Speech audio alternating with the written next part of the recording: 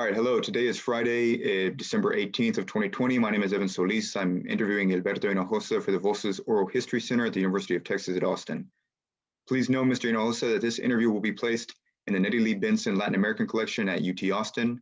If there's anything you do not wish to answer or talk about, I will honor your wishes. If there's something you do want to talk about, please bring it up and we'll talk about it. Because we are not conducting this interview in person, I need to record you consenting, so I'll ask you a series of 5 questions. Please say, yes, I agree, or no, I do not agree after each one. There are 2 questions we need to make sure you agree to before we go on. 1, Voces wishes to archive your interview along with any other photographs and other documentation at the Benson Library at UT Austin. We will retain copyright of the interview and any other materials you donate to Voces. Do you give Voces consent to archive your interview and your materials at the Benson Library? Yes. Okay. Do you grant Voces copyright over the interview and any material you provide? Yes. Do you agree to allow us to post this interview on the internet where it may be viewed by people around the world? Yes. Fantastic, thank you. There will be 2 other questions. We have many questions in a pre-interview form that we have just filled out. We use that information from the pre-interview form to help in research. The entire form is kept in a secure Voces server. Before we send it to the Benson, we would have stripped out any contact information for yourself or family members, so that will not be part of your public file. Your public file will only be accessible at the Benson Library. Do you wish for us to share the rest of your interview in your public file available to researchers at the Benson? I'm sorry. Do I what? I cut out. I'm sorry. Do you wish for us to share the rest of your interview in your public file available to researchers at the Benson? Just basically, we put all that information with the exception of your personal and contact information in that file. Yes. Okay. And finally, on occasion, Voces receives requests from journalists who wish to contact our interview subjects. We only deal with legitimate news outlets. Do you give consent for us to share your phone numbers or your email with journalists? Yes. Okay, fantastic. Thank you very much, sir, for that. That is complete. And with that, we can get right into it, Mr. Hinojosa. So there's a lot I'd like to ask you about your career and also about this year. We are conducting this interview in the framework of Voices of a Pandemic, obviously given the particularities of this year. So I want to talk a lot about COVID and how it's affected you personally. But before we get into that, just to get started, could you give us sort of your background, please? Could you say to someone who is just hearing, your name for the first time, a little bit about you, your professional background, your personal background? How would you describe yourself?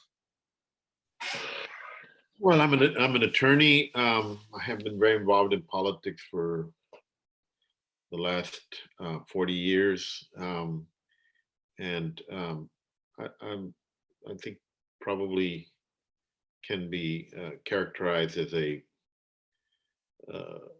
progressive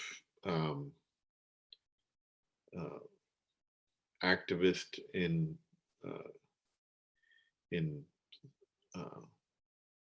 initially in poor people's issues like farm workers, and then later on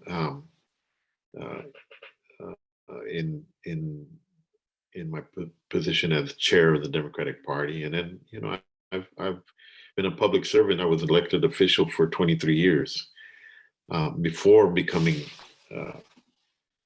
involved in Democratic Party politics. So in other words, I was involved as a Democratic Party activist before I became a judge, and then during the period of time I was a judge, I was a judge, and then I became the county executive for a county of about 400,000 people that I ran for 12 years, and then I went back into private practice and engaged in that and Democratic Party activism from then until now.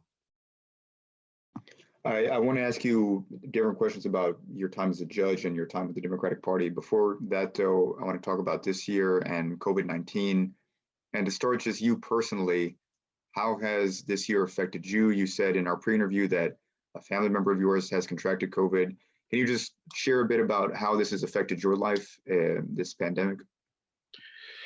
Well, I mean, it has affected my life like it has affected many other lives, in the sense that it has restricted my movement significantly in what I do as a personal human being in my personal life.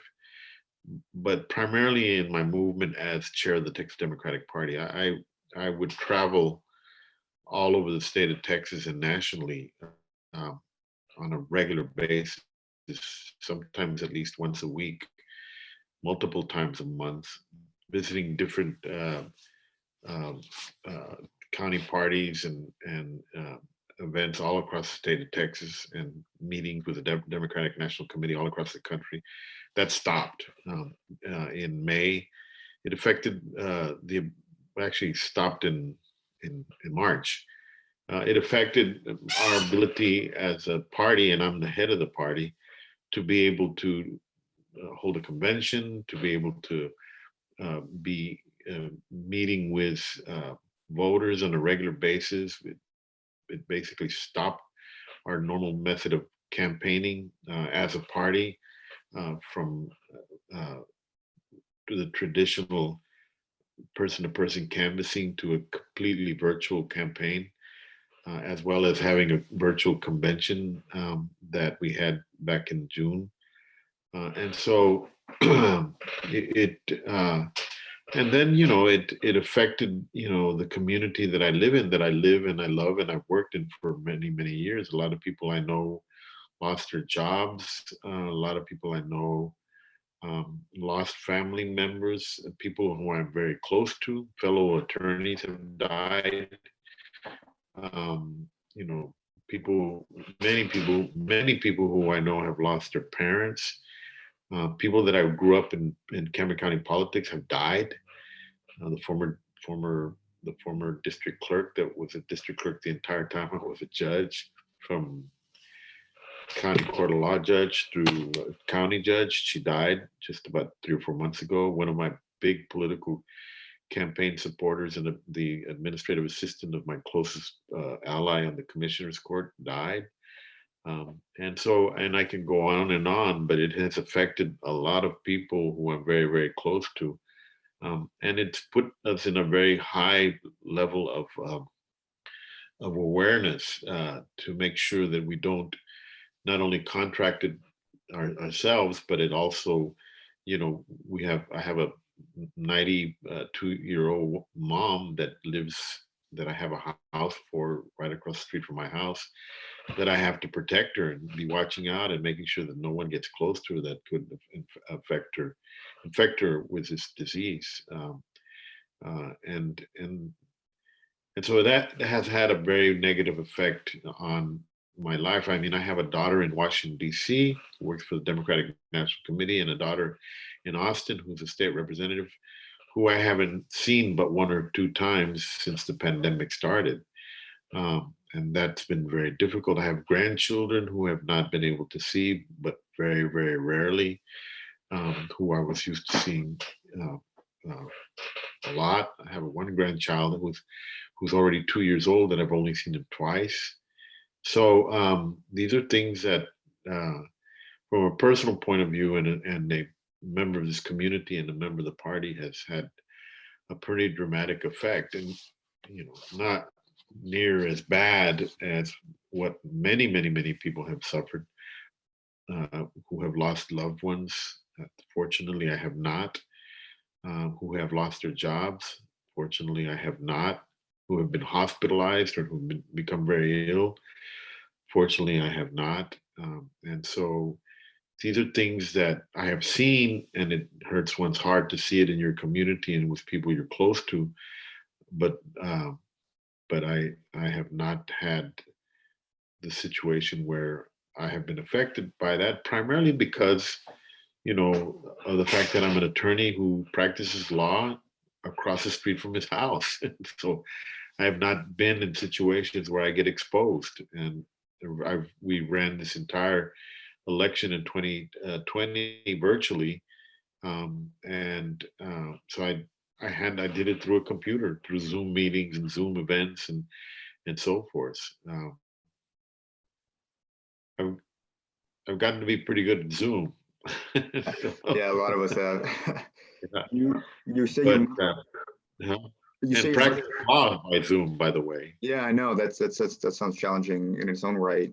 I wonder, before I forget, you say your mother is 92 years old, so she's obviously incredibly high risk for this virus. Have you seen her personally? Do you interact? I mean, do you when you lives she lives right next to my law office, right across the street from my house. see? And so you go I into have her, a huh? you go into Yeah, her I have home and you a have her house for her, and I see her every day. Yeah. okay. Hmm. How has that been for her from her perspective? I mean, is she afraid? Does she live in fear? I mean, what is her perspective on this virus as a at-risk individual? I think it had a dramatic effect on my mother, um, because my mother was a little bit senile, getting senile, but not at a point where I think she was having difficulty knowing her surroundings. I have two brothers who are, one's an architect and one's an engineer, but they own a sports bar. I mean, a really nice sports bar in Port Isabel. And they own a sports bar primarily because my older brother, who's an architect, is an incredible artist, and he is probably, I think anybody will agree with me that he's probably the best sports artist in at least the state of Texas, one of the best in the country. And he does that, and because of that, he's got this very incredible collection of sports art, that drawings of, you know, name me a star that you have followed, and he probably has drawn and gotten an autograph. And so what he did is he built this bar, being an architect, he built this bar around all his sports art. Very popular bar in Port Isabel. It's a bar restaurant. And so what my family would do, my mom had, prior to about a year and a half ago or 2 years ago, my mother lived with my younger brother, Rick, and the engineer. So every Thursday or Friday, my brother would take my mom and would um, uh, my mother would go with him to Port Isabel, and she'd sit at my mom doesn't drink or anything like that, but she would sit in the bar and greet people, this bar restaurant that came in on Friday night and on Saturdays and on Sundays, and then she would come back here, at the house that I set up for her. When the pandemic started, we couldn't risk that anymore, and plus the bar closed for a while, and so she was then confined to her house 24/7. She couldn't go anywhere.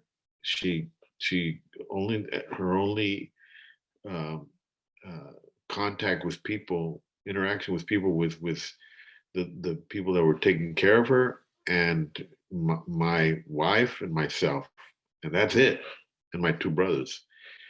And that, I think, started um, accelerating her dementia to the point where she's now, she can recognize us and she can talk to us, very, very, very limited, but she's lost a lot of her mental capacity since the pandemic hit, because she's just been completely isolated. She's got TV and conversations with us when we can come in and see her, but not all day long. Whereas in during the pandemic, my mom would have 3 days during the week, basically, where she would have interaction with all sorts of people. She was the favorite. They called her grandma. She'd dress up really nice and she'd sit at her favorite table, and people would come to her, and she'd be there till 2 in the morning. She did, and then she'd go to sleep, wake up the next morning, and then come back, at a certain time in the afternoon. But that interaction with people gave her, I think, her mind, the exercise, the activity that it needed to continue to operate the way it's supposed to. When that stopped, it really affected her mentally a lot, and I think that's probably the primary reason that happened. Have you felt any? And obviously, your situation is very different, and you're very active via Zoom. But even losing all that face to face, that travel that you were mentioning before, I mean, do you feel isolated? Do you feel like as if this has taken a toll on you this year in any way? Not really. I mean, understand that that I am in Zoom calls 2, 3, 4 times a day into the evening, every day, except maybe Saturdays and Sundays. And so, I mean, I get on weekends.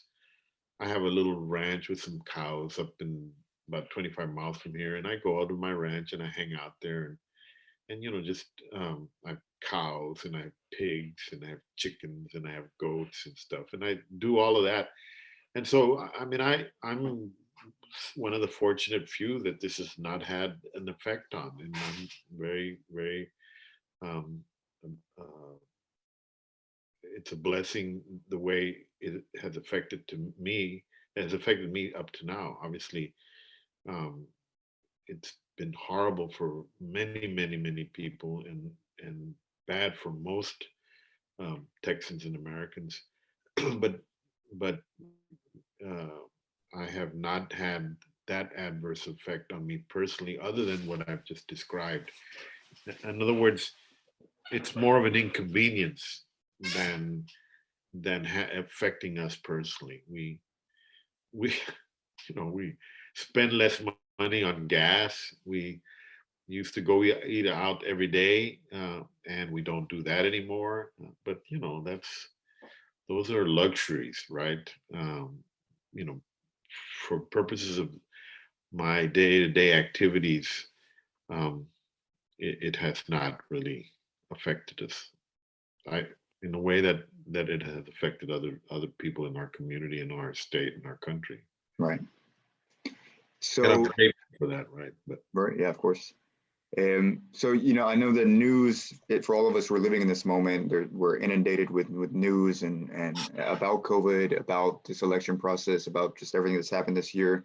But considering the fact that this interview may be seen 20, 25, 30 years down the line, right, and used by researchers who are studying this moment, can you try and, from your position as a Mexican American living in Texas, but also as a member of, as a leader of the Democratic Party, can you describe, from your perspective, what have been the failings of this year in regard to how this country or the state of Texas specifically have responded to COVID? What has gone well? For you, from your perspective, what has gone well, and what have we failed at in responding to this crisis over the past 9 or so months? not, nothing has gone well. The way this crisis has been responded to by the elected leadership of the state has been as irresponsible as one can even imagine. Um, I remember, and all of us remember, um, back in January, maybe early February, seeing the news about the coronavirus in China and how it affected that community, that it was where it was at. I don't remember the city, and thinking about how, fortunately, that was never going to affect us, right?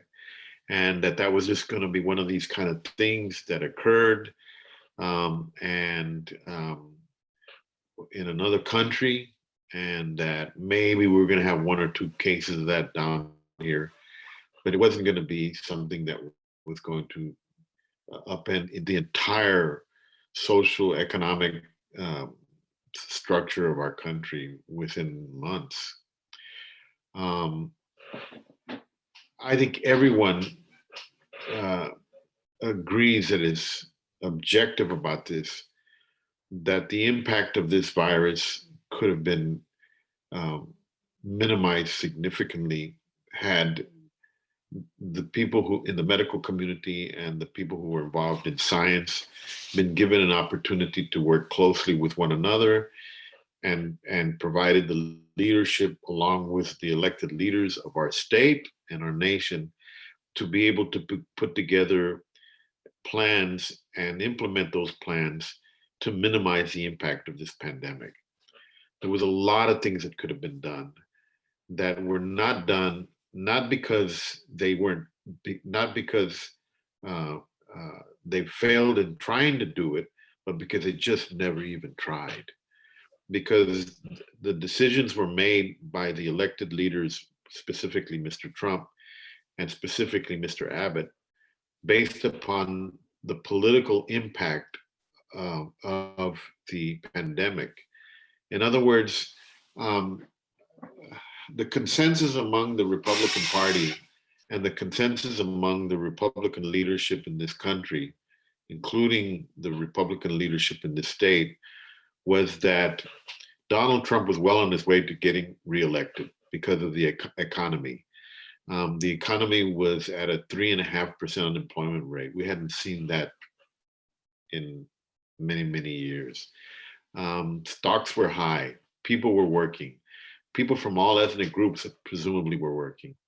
That the fear that they had that if they overreacted to this pandemic, and if they didn't continue to allow the economy to be completely open, that might affect the chances of Mr. Trump and the other Republicans who would be part of that campaign of this Republican movement in this country that was benefiting from this economy, that those people might be affected negatively from this pandemic. So rather than containing it, they ignored it. It's amazing the thought process that went here. They believed that by ignoring it, it would go away. That's like getting cancer and believing that if you just ignore it, that it's going to heal itself. And anybody that's ever done that will tell you, well, they're not around anymore. They die. And that's what they did in this country. And because Mr. Abbott and the Republican leadership in this state are so politically tied and enamored with Mr. Trump and his minions, that they followed what he said lockstep, not only because they believed in what he was saying, but because they were afraid of going a different path than what he had already made a decision, that they ignored what needed to be done in this country at the very, very beginning. The consensus among scientists, the consensus among the medical community was that you had to contain this disease quickly, that you had to make sure that everybody wore masks, that there had to be social distancing, that you had to do contact tracing, that you had to be testing all the time. It would have been very easy. Well, it would have been very doable for the for the administration and this state to mobilize all its resources to provide everything that they needed to be able to test people quickly, to do target testing, to make sure that everybody out there that needed a mask had one, and multiple masks, that to ensure and by law that people were socially distancing, that we would minimize by law the number of people that can get together, that when necessary we could immediately move in and close down parts of communities where there was a potential outbreak, and do this early. And if they had done this early, you wouldn't have seen near the impact that this thing had. And actually what it would have resulted was a resumption of the economic movement that this country was experiencing much sooner than what we had now. And certainly you would not have seen all the people that have died and suffered as a result of this. And this was a tragedy. This was, somebody used the word criminal negligence. It really came down to that, because criminal negligence is when you are aware of a potential danger and you ignore that danger and you proceed forward knowing that it is very possible that the consequences of that danger will occur, but you don't care. That's what they did. And we suffered. I have friends and other family members that are more extended that have lost loved ones because of this. And it didn't need to be this way. You know, when this pandemic started, if we had um, if we had 6 or 7 cases in the entire Cameron County of people with COVID, it was a lot. And people focused in on it and they were able to take care of it. Our county judge in this county was proactive, and so was the mayor of Brownsville, which is half the population of Cameron County. They were proactive and they approached these particular events quickly, and they instituted uh, uh, uh, uh, procedures to protect the public. And the reaction of Mr. Abbott and Mr. Paxton, the Attorney General, was, "You can't do these things, and we're going to go to court and enjoin you from doing it." As opposed to providing support or guidance when it was not being handled the right way, they stopped these leaders from doing this because they, again, it was not going to be lockstep with the president of the United States was doing, what the president of the United States was doing.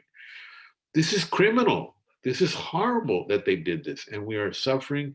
Even now, with there being a vaccine, the degree of devastating injury that our country and our state will suffer will be enormous um, until they completely inoculate the entire population of this country that is willing to be inoculated. And it is most hurtful in communities like the Rio Grande Valley, where people don't have access to health care. You know, the highest rates of diabetes, the highest rates of heart disease, the highest rates of cancer, the highest rates of almost every disease, including they even have leprosy in the Rio Grande Valley. You know, they have places where they isolate people of leprosy because of the degree of poverty that people have down here. Because of those problems, and because there were more essential workers in our community, this pandemic affected our people more than anybody else. You had a per capita death in Hidalgo County that was like 10 times higher than anywhere else in the state. I mean, people were dying. There was ambulances lined up outside of hospitals waiting to admit the patients because there was no room in the hospitals to take them. And people were dying left and right, and they continued to die. They had big 18-wheeler refrigerated trucks putting bodies in. I have friends of mine who couldn't bury their mother for 2 weeks after they died. Can you imagine that? With having your mother in a refrigerated trailer sitting there while you wait to get your turn to bury them. This is horrible.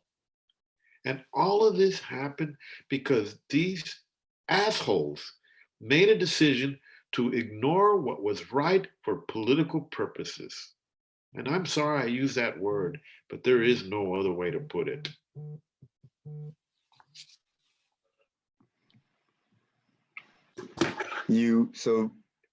This is one of the questions I wanted to ask you. So thinking about the Rio Grande Valley, thinking about El Paso, which is now currently a hotspot, and the fact that Hispanics, that Latinos, not just in Texas, but nationwide, have been disproportionately affected by this virus. We die at higher rates, we get sick at higher rates. And you talked a little bit about this right now, but it seems like, and what you hear a lot is that this pandemic did not create new problems. It revealed problems that were already there and exacerbated them. Why is it, I mean, what are the root issues at play here that make Latinos in the Rio Grande Valley and around the state die at higher rates of this virus? And what do you think, from a perspective of political power, what can be done to combat? So were Democrats to eventually, or we can leave it, I'll say that. If we're Democrats to have political power in this state, were they to control the legislature or the executive branch of this state, what could be done politically to make it so that these communities are not suffering like as you've just described? Well, it's even worse than what I just described to you in terms of the conduct of the Republican Party. So Texas has more uninsured people than any other state in the country, right? Um, uh, not only total, but per capita. That means that there's more Texans in this, and there's more Texans that don't have access to health care than anywhere else in the country, right? People who are poor have are more prone to a lot of health issues that put us um, uh, in a situation where we're more vulnerable to this pandemic, right? So in the Rio Grande Valley, I think I mentioned to you, because of poverty, we have terrible diets. We eat a lot of foods that are high in carbohydrates, that accelerate the potential diseases like diabetes, heart disease, and so forth, that made us very susceptible to this disease. And plus the fact that a lot of these diseases are hereditary. But this hereditary part of it comes from the fact that we are poor, and we have been poor for many, many years. I mean, you know, my grandparents came from Mexico as refugees in 1912, something like that. I mean, they only could eat whatever there was in El Monte of the Rio Grande Valley that they came to. There was nothing here. And so they all had diabetes, they all had heart disease, and their kids and their kids and their kids suffered from this. So when Barack Obama comes in, he says, I'm going to provide universal health care to as many people as I can. And the way I'm going to do this is through the Affordable Care Act, which the Affordable Care Act set up a mechanism by which multiple mechanisms by which it could do this. The first thing that it did is it lowered premiums by creating a marketplace for people to be able to buy insurance, and it subsidized these premiums as well. And so if you were working but you could have health insurance because your employer didn't provide it, but you had enough money to be able to buy insurance, you had the marketplace that was created to be able to buy that insurance, and the government would subsidize that, and you would be able to get insurance. So those people were covered, right? Some people who were not working, were very, very poor, they got covered through Medicaid. They were going to continue to get health care. What got left was this gap of working poor, right? This working poor was about 1 million people in the state. Most of them, the large majority of them, Hispanic and African American, right? These are people who work. They get up at 5 o'clock in the morning and go work at a job that pays them minimum wage or $8 or $9 an hour, but it's not enough at the end of the day to be able to afford anything but food on the table and pay the rent and maybe put some gas in their car and occasionally have money to be able to buy clothes for the children. No money left over for healthcare, for insurance, or anything like that. So Barack Obama knew this. And so he said, what I'm going to do is I'm going to, from here on out, give expanded Medicaid to cover those. So we're going to take Medicaid for the poor people, and we're going to cover the working poor. And we're going to give the states the money to be able to fund, to be able to pay for that. We're going to give it 100% grant for a period of 10 years, for a period of 9 years. And on the 9th year, we're going to make it a 90-10 grant, right? In the state of Texas, for 10 years, that was $100 billion that was going to cover the working poor. That was going to be covered in the Rio Grande Valley. Those people who didn't have access to healthcare because they couldn't afford it were going to be covered under the expanded Medicaid. Originally, every state was required to accept this. When the Republicans challenged it, the Supreme Court said, well, you can't force states to take it. They can only take it if they agree to take it. So the state of Texas said, we're going to turn down that $100 billion. And so what happened was our folks couldn't afford to buy insurance, even on it's subsidized when the premiums were subsidized on the market, and they went without.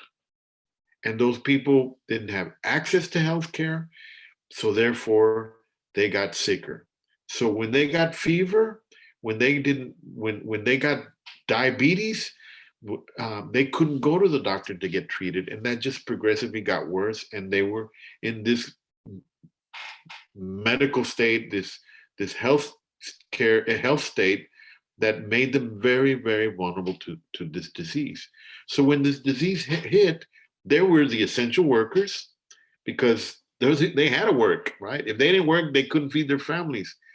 They were the ones that were working in school districts, making sure that the lawns were mowed and all that kind of stuff in the schools that had to be there. All these people that had to work to be able to support their families were exposed, and they got sick, and they didn't have any access to health care, and they got sicker. And by the time they got to the hospital, they were too sick, and many of them died. On top of all of that, because they're poor, they're crowded in small houses, 1 or 2 bedrooms, and you're all in the same place. One kid goes out to go work to be able to help the family, comes back with the virus, infects everybody else in the family. Abuelita gets sick, she dies. Abuelito gets sick, he dies, and it was just a vicious cycle. All of this because the Republican Party, for principal reasons, not for financial reasons, rejects $100 billion in this state. Mr. Rick Perry and Greg Abbott refused to accept it. And the only excuse that they gave was, we don't believe people should be dependent upon the government when it comes to healthcare, and they should be able to pull themselves up by the bootstraps, just like my daddy did, and I have, and that's tough. And that, to me, is also criminal, because how can you deprive people of the most fundamental right that they have on policy reasons, on principle reasons? Why not accept this money? This money would have done not only provide health care to all these individuals, but a million would have covered a million people in the state of Texas. But it also would have provided jobs. If you know anything about economics, you understand the multiplier effect. And what the multiplier effect means, that if you pump a dollar into the economy, that dollar creates other dollars that help employ people. So that if you've got $100 billion that are going to come into the economy over a 10-year period, you're going to have to hire healthcare workers, people to support healthcare workers, people that support that support hospitals, and so on and so forth. And that dollar grows, and it puts in not just $100 billion into the economy, but more than many hundred billions of dollars into the economy. And what's even worse is that that's our money. This is money that was paid for by the taxes of the hardworking people of the state. And instead of coming to the state of Texas, it's going to California and New York and all the other states that had the wisdom and the foresight and the integrity and the humanity to accept the money to provide health care to their citizens. It is crazy. And all of this happened because Republicans get elected in a state where 40% of the population is Hispanic, 15% of the population is African American or Asian American, and a large majority of the people in this state are part of the Democratic base, but because Hispanics don't vote, we can't win elections. And that is the most difficult thing as chair of the Democratic Party that I've had to face and deal with. This election in 2020 was an election that we thought we were going to pick up seats in the State House and the Congress, to take over the State House, to elect a speaker, to be able to propose things like accepting expanded Medicaid coverage in the state of Texas. And we were not able to succeed, not because more Hispanics didn't go out and vote, they did. We were not able to succeed because enough Hispanics did not go out. We still left close to 2 million votes on the table of Latinos who who are over the age of 18 and United States citizens and could possibly have voted but are registered and choose not to go vote or are not registered to vote. We are the only state in the country that is a majority minority state that is now today in the year 2020 a blue state. I spoke with Manny Garcia about this when I spoke with him a few days ago, and I know that there's been a lot of introspection on the Texas Democrats' behalf since the election. There was an article in the Texas Tribune. I think you were cited, and Manny was cited as well, about what you're alluding to, which seems in some ways, and with no disrespect meant to y'all, and as just as an outside observer, what seems as a failure on behalf of the party to activate these voters. But what is particularly troubling to some folks, myself included, is the increased turnout for Trump on behalf of Hispanic voters, the increase from 4 years ago of Hispanic voters who voted for Trump. So, from your perspective as chairman of this party, what do you think didn't work? Or I mean, what do you think is are some of the reasons that drove Latino support, albeit, we're not talking about huge numbers, but we are talking about an increased support for Trump. What do you think is the cause of that? And what do you think needs to be done in the next 4 years to win back the trust of these communities, to win back the support of these communities, which, as you say, need to constitute the base of the Texas Democrats? Well, there's a bunch of points that you brought up, but let me just start with the last one and then go to the first one. I think it's a fallacy that there was a huge increase or even a significant increase of Latino support for Trump. If you take a look at a large majority of all Latinos in the state of Texas live in Houston, Dallas, San Antonio, and El Paso. Right? If you look at all those cities, and Austin, if you look at all those cities, Latino support for Joe Biden was above 70%. Right? There was some Latino support in some of the small rural communities in South Texas, accounting for a very small percentage of the total state vote. What happened there was a phenomenon that's very specific to South Texas, and it relates to jobs. It just comes down to the job issue. When I was growing up, when your parents were growing up, the place where we would go work, our families would go work, the families of Rio Grande would go work in South Texas, when they would go to the fields of Colorado to work the sugar beets. They would go to the fields of Ohio to work the tomato. They would go to the fields of Florida to work in other different agricultural crops, and then they would come back. Today, all that kind of has ended. Today, when they go work, they go to the oil fields of West Texas, and large numbers of men do that all across South Texas. That is the main way that they feed their families. When Joe Biden made the statement that he was going to eliminate fossil fuel industry, he really freaked a lot of people out. And so a lot of people who traditionally have voted for Democrats voted their pocketbook thinking that they were going to lose their jobs as a result of that. And then also in some of these small communities like Starr County and Zapata County, there's a lot of families who have inherited over 100 years tracts of land, large tracts of land that are divided among the family that have oil field leases. This is how they bring a little bit of income every month that comes in. And all those folks got freaked out about this as well. That was one factor. The other factor that was very, I think, problematic for us for some of the voters, there's not a lot of jobs here. And so most of the jobs are government jobs.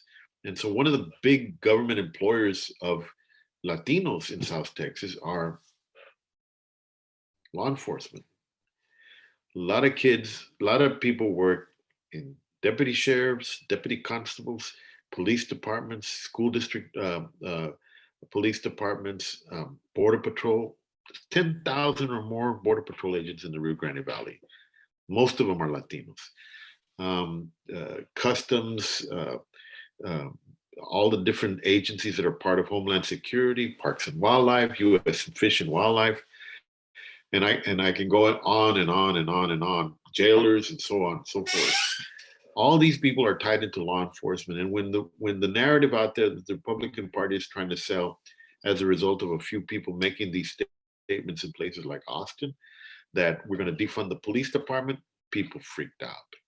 And the word out there was that they just, how can you defund? They're going to defund all our police departments. And that's how the narrative that the Republicans pumped out there as a result of that. So that was a big part of what you saw in real specific communities all of South Texas, only on the presidential election. If you went down ballot, they voted for Democrats up and down the ballot, up except for that.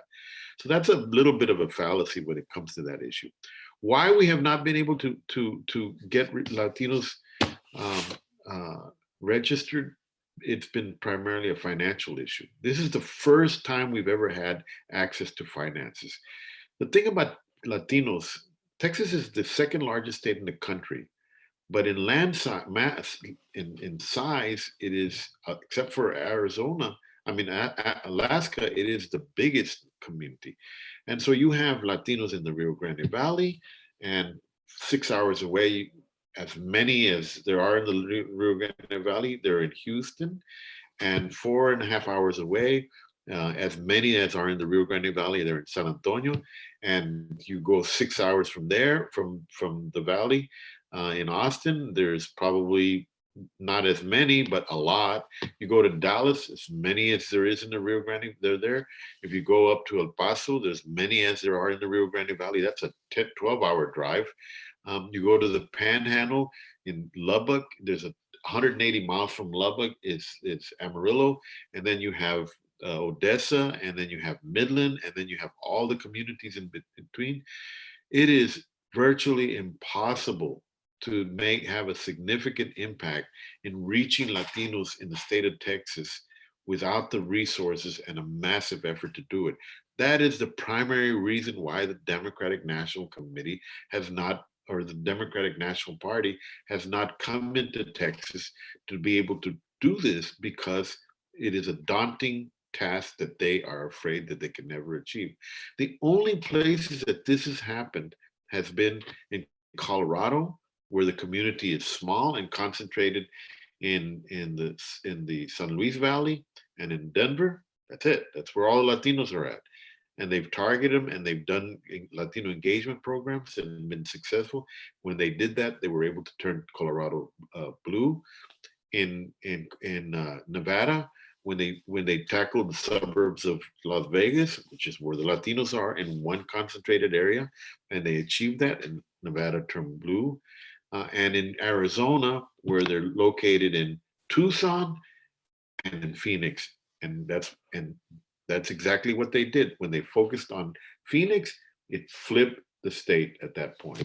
Colorado flipped because in Colorado you had a phenomena that California flipped a long time ago, because in California you had a phenomena that nowhere else we've had.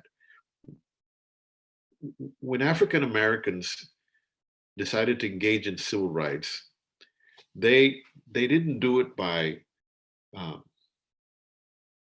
forcing themselves upon people to desegregate in the South.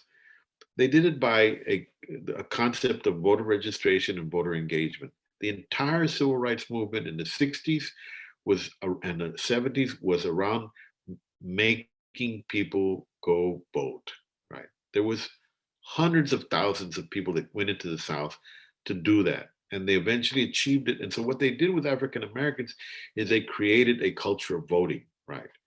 We've not had that movement anywhere except in California. In California, we had what is called the farm worker movement. And the farm worker movement was a labor movement, but it was also simultaneously a civil rights movement. And so what happened was, that movement, coupled with the fact that they passed Proposition 183 or 187, I can't remember what the number is, in California, energized and engaged the Latino community. So you had ready-made Latino unions like the farm workers and then the SCT in these concentrated areas around LA and in the South that were able to mobilize during that period of time and flip the state of California. We don't have any of that. Latinos don't have a culture of voting. So you got to start from the ground up to organizing and organize them. And that has been very, very difficult to do. We've achieved it in Dallas. We've achieved it in Austin. We've achieved it in Houston, and just recently achieved a big part of that in San Antonio. But elsewhere in the state, it has been very, very difficult because they're all over the state of Texas, and in different communities where you need a lot of money to be able to get that done. And we've done a lot. It's just there is so much more to do, given what you saw this election cycle where the Trump voters came out like it was nobody's business. I mean, we increased voter turnout. We increased voter turnout in the state of Texas, Democratic participation this election cycle by percentages that are higher than any other state in the country except for one. And so we did what we needed to do, but the Republican Party came back and they increased voter turnout with Trump voters. They turned out. The problem is that they had started from a higher number than we did. And so even though we did more than they did, we couldn't get to the number that we needed to come in. And the other thing that people forget in terms of these congressional seats and these House seats, and I wish people would recognize this, is that all these seats that we didn't flip were gerrymandered to elect Republicans, and that made these seats somewhere around 55, 45 seats, 55 Republican, 45 Democrat seats. So even though we achieved part of that in 2018, that was the first tier of seats that we could get this done in because of the fact that the margins have decreased significantly in those seats because of migration into the suburbs. But once you got past that first tier of gerrymandered seats, the second tier was much harder to much harder not to crack. And when the Republicans mobilized their voters, it made it almost impossible. And then we couldn't engage in person-to-person campaigning because of the Biden campaign and the Democratic National Party said no in-person campaigning for any funded programs. And they provided us somewhere close to $40 million in funding for these congressional seats. When you can't knock on a door, you cannot campaign in Latino communities virtually. Just doesn't work. We are, unfortunately, we're almost out of time that we had allotted, and that pre-interview took about half an hour of our time that I was hoping for interview. Would it be possible, Mr. Hinojosa, for us to reschedule maybe after the holidays, another 30, 40-minute session? Sure. Because there's a lot more we'd like to talk to you about and get your insights on. Can I reach out via email and schedule that? Yeah, let me know and we'll say, I'm sorry I talked so much, but. No, it's fantastic information. It's really exactly what we're looking for. Okay, well then I'll reach out via email to you and Luz. Is that appropriate? Yeah. Okay. That'll be the way. Okay, fantastic. Well, thank you so much for your time, sir, your knowledge, and we'll be in touch. All right, take care.